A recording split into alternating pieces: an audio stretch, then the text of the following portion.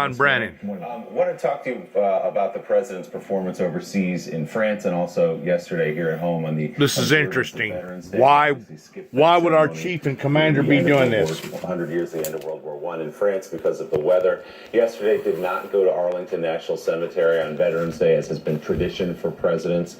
We're trying to figure out why. These are sort of easy ceremonial things that presidents do, and he's proclaimed himself as a great advocate for the military throughout the campaign and as president. What's your hunch about why he's not participating in some of these and hasn't, by the way, gone to a war zone in almost 2 years as president? Well, it is puzzling because they put such emphasis on the military, and these were relatively easy to do events, both in France as well as here. I don't know whether or not he gets in some moods and just sort of sulks and doesn't want to be part of these ceremonies, and whether it was just the weather and he was concerned about what that might do to his image. But it really is one of the more puzzling aspects of Mr. Trump's performance. Mike, what's your instinct on that? Well, my first instinct is enormous sadness that we have a president of the United States who doesn't get the historical legacy of all of these traditions that he has avoided, both in Paris and yesterday at Arlington. But I was thinking about one of maybe his only appearance over in Langley at the CIA, standing in front of that wall with the stars on it of people, former agency employees and who have lost their lives. And he doesn't get it. And I think he has no sense of history about almost everything other than his own life. He's so narcissistic, he's so self-involved that he doesn't get the meaning of the cemeteries, the American cemeteries overseas. He doesn't get the Tomb of the Unknown and the tradition of the president laying the wreath. I don't know. I think, as you pointed out, he doesn't have a sense of history, because anybody who knows and loves this country and knows all the sacrifices that men and women over so many years have paid from World War I, World War II, and onward, you want to make sure that you pay homage to that. Absolutely. And give the appropriate deference to it. And so whether it's at Arlington National Cemetery or at CIA's Memorial Wall, you want to make sure that you send a signal to the people that are gathered around, as well as to the nation, that this is important. Their legacy must be remembered. Right. But as you said, Donald Trump is so absorbed in himself, and if it's not directly relevant to him, I think it takes second and third place to it. And this is really quite disappointing, I think, to so many veterans around the country and around the Absolutely. world about what really should be part of our lasting legacy. On his Paris trip, the failure to attend the ceremony at the cemetery, in your experience, they talked about the rain and not wanting to put it in a 100-mile round-trip motorcade. In your experience, would there have been a backup plan for rain for the president to get where he needed to be? It would be a backup plan and a backup to the backup plan, and that was something that Right. no president that I worked for would ever want to miss. Right. They want to be part of it, and not just to send the signal that the American president is paying this homage to them, but also be part of the allied effort, those countries that worked so hard together in World War I and in subsequent wars, that you want to be seen as part of it as opposed to being separate from it. But I think everything we see right now is Donald Trump wants to be this separate individual person. Why? And not be part of a larger gathering. He wants the spotlight to be on him and him only. He's had a rosy view of what's happening in North Korea. He wants to present himself as having brokered some great deal by which the North Koreans will give up their nuclear program at some point, although that's not in the agreement that was put out in public. A private report that was released yesterday shows 13 of an estimated 20 secret North Korean missile bases still working. North Korea is still working on its ballistic program. Where are we in this relationship with North Korea, and why is it important that we're getting information that contradicts what the president is saying? The only thing that has changed really over the last year is the escalatory rhetoric that was going back and forth between Pyongyang and Washington has ceased, which is a positive thing and a good thing. But from my perspective, and by all accounts, Kim Jong-un's nuclear program and his ballistic missile program have not been scaled back at all. If anything, there are indications that they continue to work and develop these programs. So I know Mr. Trump has said that the summit in Singapore was a great success. I have not seen any success at all. And I think Kim Jong-un has really been masterful in terms of how he has duped Mr. Trump. There was an intercept of a call that the United States now has heard. Gina Haspel has heard the call. It's at New York Times, great reporting. After Khashoggi was killed, call to Saudi Arabia, to Riyadh, saying, tell your boss that it's over. They've, in effect, assassinated Mr. Khashoggi. What's your view of what's going on now and what ought to happen now? Well, by everything I know about Saudi Arabia, in terms of my time there and working with the Saudis as well as now, there is no way that this killing could have taken place by these individuals who are closely affiliated with the Crown Prince without the Crown Prince authorization. Absolutely. And so I think we've seen a very concerted effort on the part of the leadership under Crown Prince's direction to identify scapegoats and to identify the people who were responsible for what they are claiming is this rogue operation. And I don't see all the pressure being applied on Saudi Arabia from the White House. It is clear that Gina Haspel and other intelligence officers in other countries have listened to the tape, and it's very clear that this was a horrific killing that needs to be addressed. But until the White House, until Mr. Trump clearly says that the Crown Prince bears responsibility for this, I think the Saudis are going to continue to circle the wagons, and they're going to try to deflect and deny, and hope that this is just going to go away. Some analysts have suggested that this moment in the relationship between the United States and Saudi Arabia is a good one to reevaluate what the United States has done in terms of backing the war in Yemen, and perhaps to pull back from its support of Saudi Arabia's effort in Yemen, where there's casualties among civilians, mass famine, and worse. Is this a good time for the United States to pull back in Yemen in its support of Saudi Arabia? Absolutely. This war has been going on much too long, and the Saudis have not given the appropriate consideration for deaths of civilians. Over the weekend, Susan Rice, myself, and about a dozen and a half or so former Obama administration officials called for a cessation of all U.S. military support, not just refueling, but weapons and other types of things.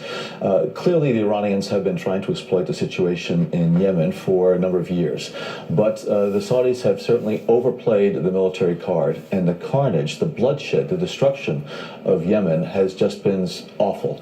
And there's a humanitarian disaster there now, and the White House, Donald Trump, Mike Pompeo, and others need to make it very clear to the Saudis that this must stop. You do not have this blank check to continue to use U.S. military assistance and support. So we've called for an immediate cessation of all types of military assistance. Absolutely. I want to weigh in on that. The fact of the matter is, Donald Trump has been hesitant on speaking out against the Saudi Arabia government. And I guess the reason why is because of the reflection of money. Money, money, money. There has to be some sort of a compromise whenever it comes to how far the American people are willing to go just over the good old American dollar bill. We have to have our dignity and our morals in line, and whenever we see innocent schools, hospitals, people being bombed in cemeteries, having funeral, it goes beyond normalcy of what the Saudis are doing over there right now. And to even think that the American people support such behavior goes beyond anything that I've ever seen. And just like this CIA director right here just got through saying, something is incredibly wrong. It goes beyond just being a mystery, a puzzle, of the fact that Donald Trump does not want to go to these type of activities, just like in Arlington of the unknown, the MIA, missing in action, the unknown soldier. Why didn't he go to the cemetery over during the meeting? There's things going on here that I'm in doubt of pertaining to our chief and commander. And I realized that last night, thank God, he finally, somebody probably had to twist his arm to do it, released federal funding for what is currently going on of a major crisis out in California. You don't make gestures to a industry, and the forestry department is an industry. You don't make gestures that you're going to cut off federal funding in the middle of such of a crisis that they have faced now out in California. His behavior is becoming absurd. And I'm beginning to wonder if Donald Trump has tried to hoodwink the people, bamboozle the people, towards making everybody think that he was, yes, for the American people, when in reality, maybe Donald Trump has just been for Donald Trump, pertaining to his Trump empire that he has tried to help build and establish for years and years and years. Declaring bankruptcy 2 or 3 different times. We've never seen the guy's records pertaining to how much he's actually valued at. There's a lot of unknowns here that I feel like national security pertaining to the Central Intelligence Organization needs to really hammer in on, because we do not need somebody in the White House that, instead of them being the solution, part of the solution to the problem, they're actually part of the problem. I'm beginning to look deeper into this guy's motives as far as what is actually ticking inside his head. What's ticking inside his heart for him to make these irrational decisions that he's making. I don't know. I'm not going to throw up a red flag to the degree of saying treason, but I would like to bring awareness to the general public that that maybe on a medical scale, maybe these things does need to be looked at in a deeper form towards our chief and commander solely not being accountable or responsible to hold the position that he holds in regard to the interest of the American people, much less the world. Especially whenever you have a president over in I don't forget the name of the country now, I ought to remember it. France, that made reference to the point that maybe they needed to start building an alliance to protect themselves from the Americans. When you have major leaders that coming out in the open in front of other leaders making such preposterous statements like that, that should be a red flag of saying, hold it, on a diplomatic front, something is happening here that I don't know if I like or not. I don't know if I like this type of atmosphere that's being created, because as Newton's law is, what is it? Ever action is a reaction. Everything in motion wants to remain in motion. What goes up must come down. Whenever you get to looking at the laws of nature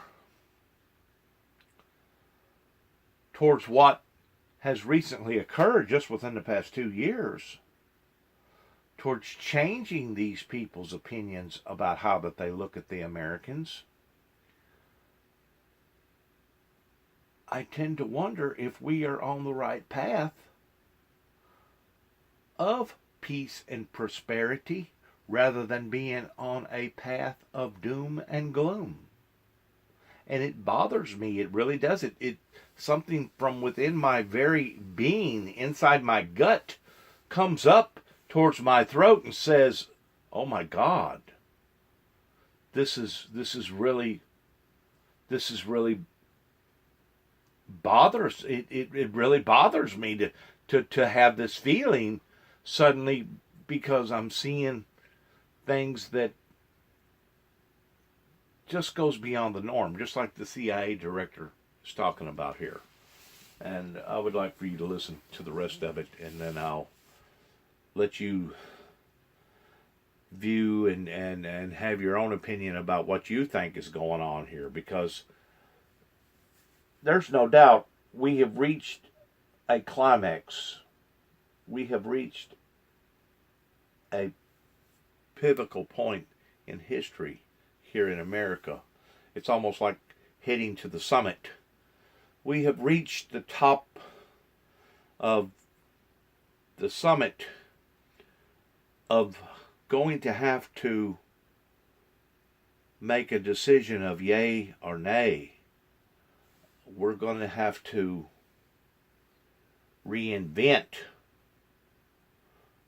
our way of thinking and our way of doing.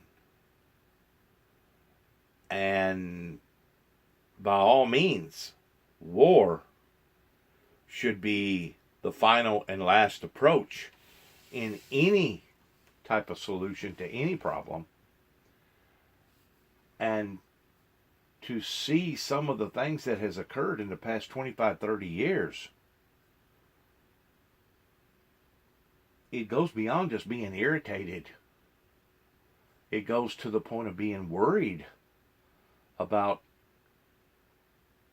not so much my generation's future, because I'm 57 years old, and basically if I was to die before I get through with this video here, I could actually look at everybody and say, you know what, it's been a good life.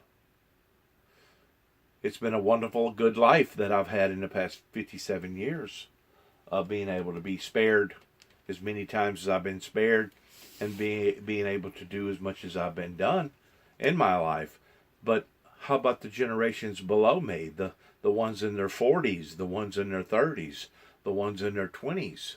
How about the little children right now that are basically just now getting off the bottle, that are 7, 8, 9, 10 years old? What about their future?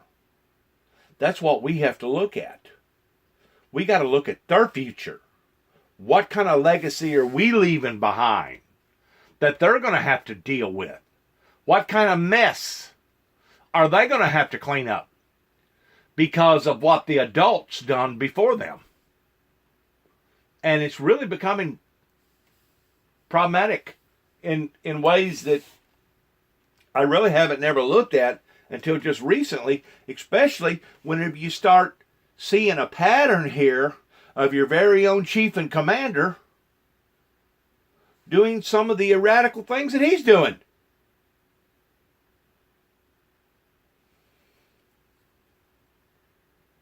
It's worrisome. It almost reaches the point of being mind-boggling.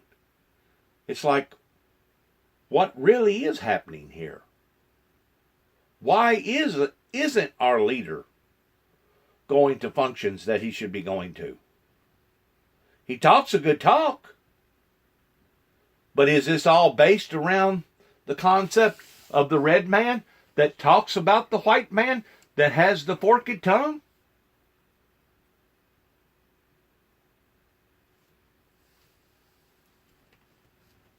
With the benefit of hindsight, was it a mistake for the Obama administration to support the Saudis in Yemen? Well, at the time, Crown Prince Mohammed Salman was the defense minister. He wasn't the Crown Prince, and I think we were hoping that he was going to treat the issue with the appropriate care that it needed, but he has not. And so was a mistake early on. I think if we had a chance to do it over again, I think we would have put many more limitations on the support to Saudi Arabia. Former CIA Director John Brennan, always good to talk to you. Thanks for your time this morning. Thanks, Willie. Coming up on Morning Joe, we will talk to Democratic Senator Kirsten Gillibrand after she said she's thinking about running for president in 2020. And later, Democratic Senator Debbie Stabenow of Michigan joins our conversation. Morning Joe is coming right back. It's worrisome. It's very worrisome where we are right now as a nation. Michelle Obama sat down with ABC News to discuss her new book, Becoming, on Sunday, and was asked about the tradition of former First Ladies lending a helping hand to their successor. I know that Laura Bush reached out to you and said, if you need any help, I'm a phone call away. Yeah. You wrote about how, and have talked about how you extended that same courtesy to Melania Trump. Has she reached out to you and asked for any help? No, she hasn't.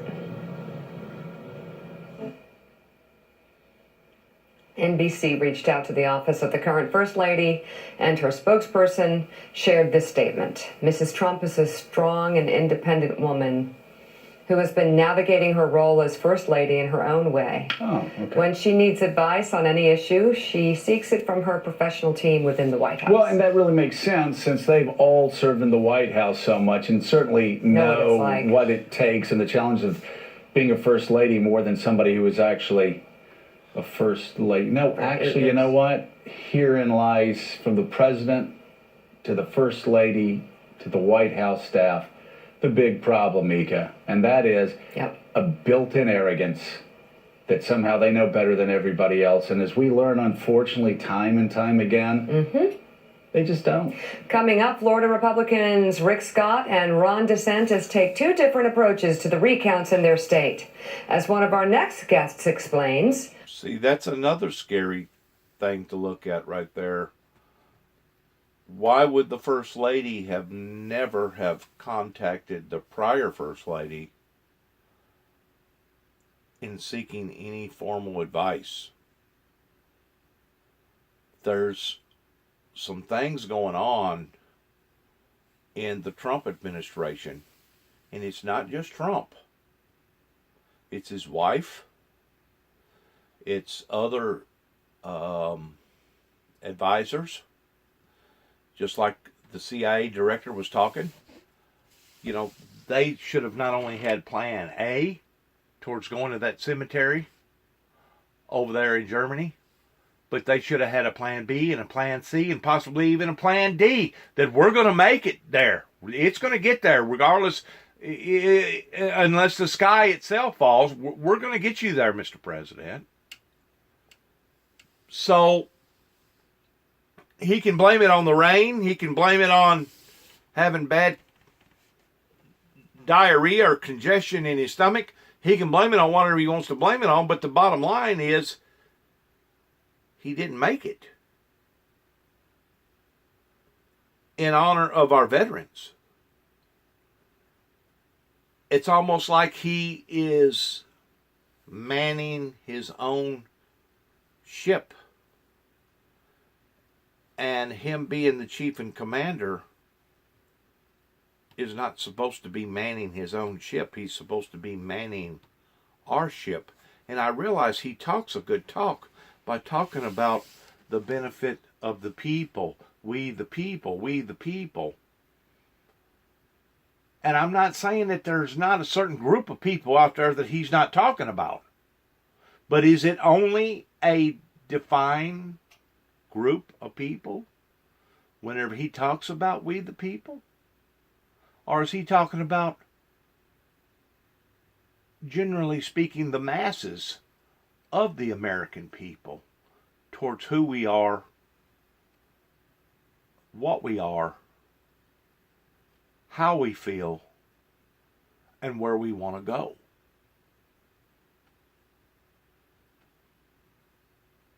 There's beginning to be red flags that should be concerns of looking at in this administration. And there's no doubt, to this day, here at the Windmill Ministries Missions, believes that there was lots of mistakes made in Obama's administration by being too lax. There was lots and lots of mistakes made in prior administrations, going back probably to the Reagan and the Bush eras, whenever they did not openly disclose, transparently speaking, of biblical Bible prophecy of things that should have been openly disclosed to the American people. But to see move after move after move that's in the wrong direction should make an individual stop and question, my God, where is all this heading, especially at being 21 going on $22 trillion in debt? Where is all this heading in the regard of our safety and security, not only here in America but throughout the world? We live in a time of such uncertainty. It goes beyond the rims of the normalcy. And we live in a time with nuclear armament that one mistake could lead into two, and two could lead into three, and three could lead. You get the picture of Armageddon. Total annihilation of the face of this planet. It's worrisome times. And regardless whether you be Republican or Democrat, we feel like that these worrisome times need to be looked under a magnifying glass to figure out what is really happening here. I'm going to end this up. Thanks for listening to the founder of the Windmill Ministries here at 291 Thompson Road, Sharon, Tennessee, zip code 3255. And good luck to all of us. Good luck to each and every one of us in the Golden Jubilee pertaining to moving forward in adventurous moments that hopefully will be the betterment for all society everywhere, all over the world. All over the world. And not just one particular designated group or one particular designated area.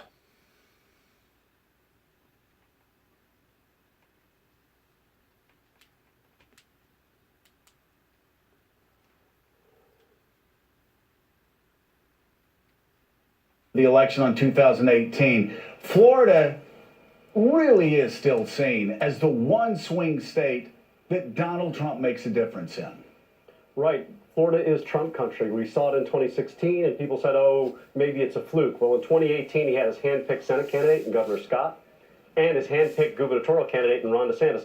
Both of them, for all indications, are going to win after the recounts are over. So to the earlier point about the president not feeling a need to kind of moderate his tone or change, he made Florida his, big firewall, and he won here. He didn't get burned. So expect more of the same.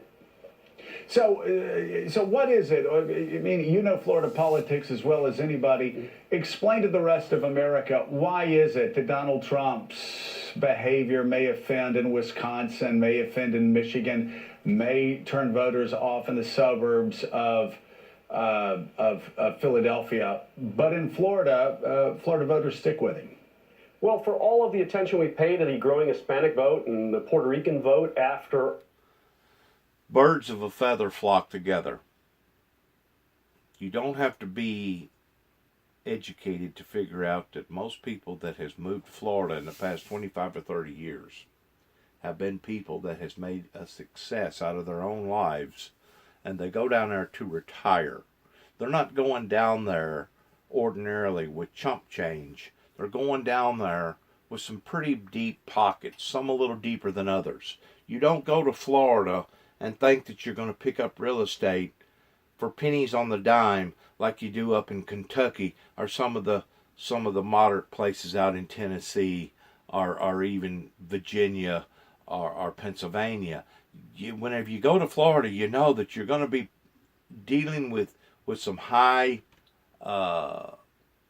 purchasing real estate, regardless whether you be within 5 miles of the ocean or you're inland.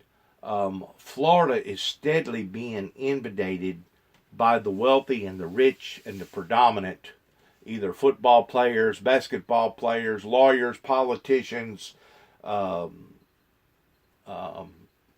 ex-judges, drug dealers, whatever. Florida is steadily being inundated to the degree that the natives that has originally born and reared down there are now having to pick up stakes and move to other places of the country because they can't afford to live down there. And naturally, birds of a feather flock together. They are under the impression that Donald Trump has a lot of money, and because of it, they want to keep their money that they have because they feel like Donald Trump is going to keep his money, and because of it, naturally, he's going to have a following. He's going to have a base there in Florida. Come on, folks. Wake up. Hurricane Maria. Remember that Florida is still a retirement mecca, and it was made that way even more so by Governor Jeb Bush way back when he eliminated the stocks and bonds tax here for what he called seniors and saviors. Right. So wealthy retirees are flocking to the state in big numbers. Right. Matter of fact, if I'm not mistaken, Florida is one of the only states that if you are a senior citizen and you're retired and you have got your home paid for, you do not have to pay taxes on your home in Florida like you do in most other places towards still having to maintain and pay your taxes. Florida has opened up a vacuum for the wealthy and the powerful and the rich. And it has been devastating to the natives there because they can't afford the insurance, they can't afford the real estate, they can't afford other things. They're being driven out of their own area and having to go in other places because of the wealthy and the powerful. And it's sad how the rich has dominated the working class and the poor class. Older white retirees tend to vote and have voted and strongly voted in this last election Republican. And they, in the end, were really a key here for Donald Trump's victory through Ron DeSantis and Rick Scott. Hey, Mark, it's Willie Geist up in New York. Good to see you this morning. Let's talk about the recounts that are taking place right now in the state of Florida.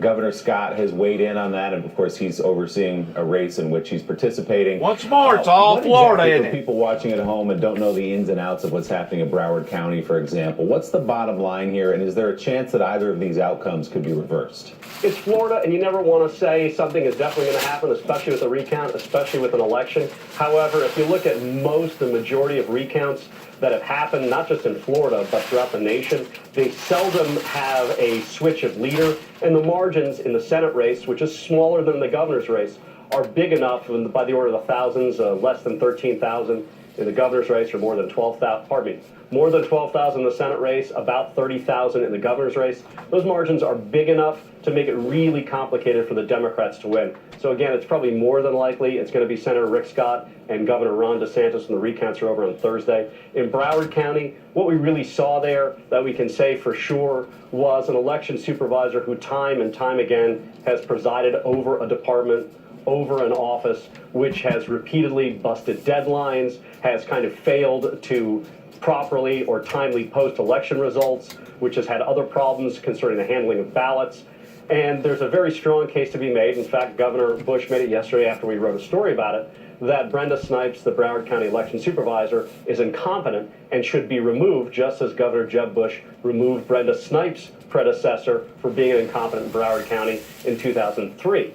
But so far, despite the rhetoric from Governor Scott, despite the rhetoric from President Trump, and to a degree from Senator Marco Rubio, there's really no evidence of fraud. The Florida Department of Law Enforcement was asked to look into it. So far, they say nothing. The Division of Elections, which Governor Scott oversees, so far sees nothing. And a judge yesterday said in court, I don't see any fraud. So we don't see much evidence of that there. We do see a lot of incompetence, though, especially in Broward County.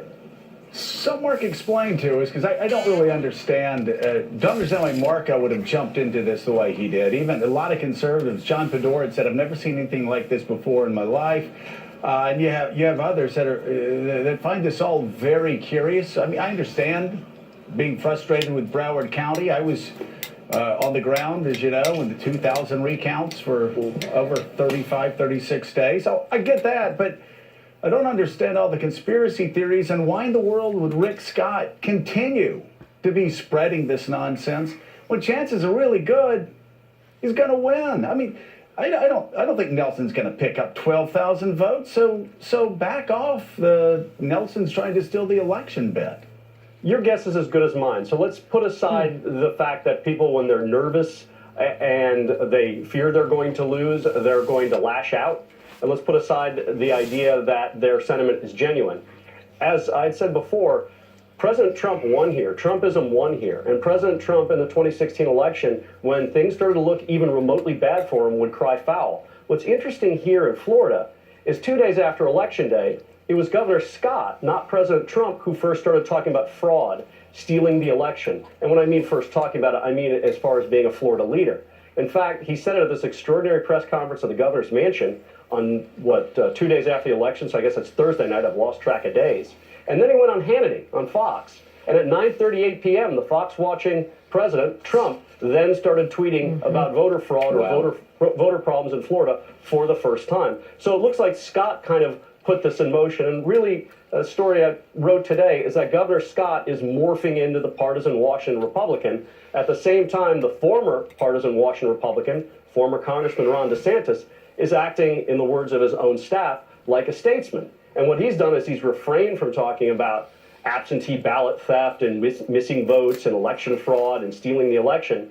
And DeSantis is talking about unity, saying, hey, look, everyone, let's follow the law and let's get through this and let's come together when it's all over. In part, that's probably because DeSantis knows with a 30,000 or so vote lead, he's probably going to definitely win.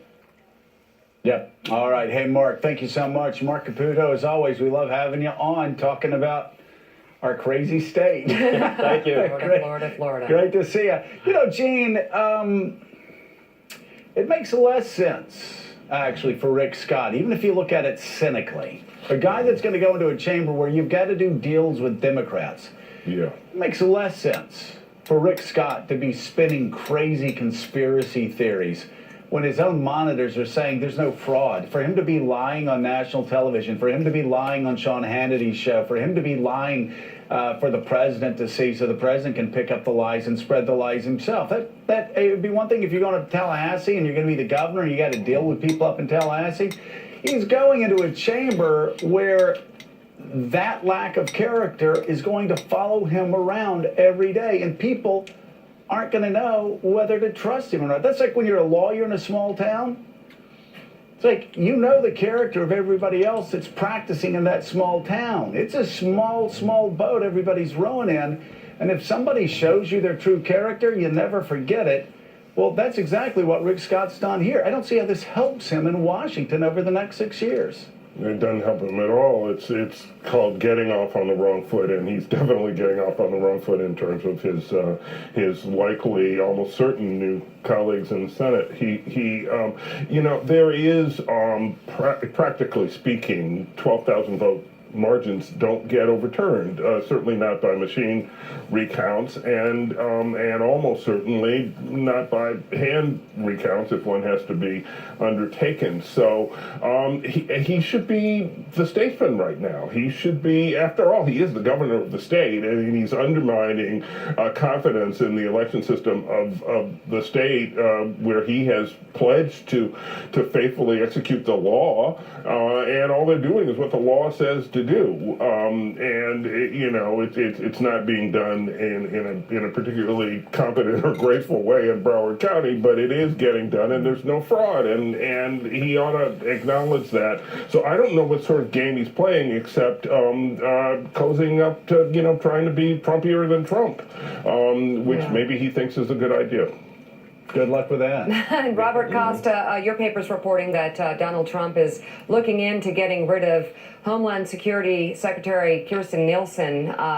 What would be behind that move? She was defiantly protective of his separation policy.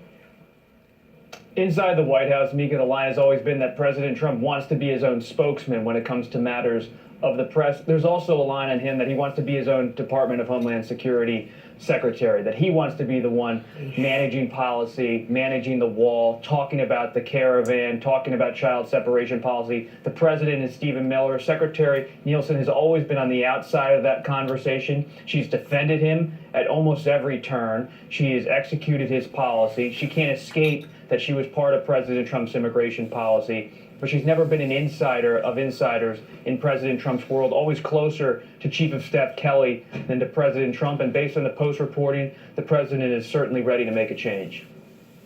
Robert Costa, thank you very, very much. And still ahead on Morning Joe.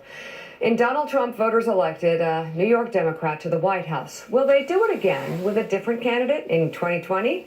Senator Kirsten Gillibrand is considering a presidential bid. And I've got a feeling also she's going to remain a New York Democrat. I think she might be true to her word. Yes, we're going to talk to her about that straight ahead on Morning Joe.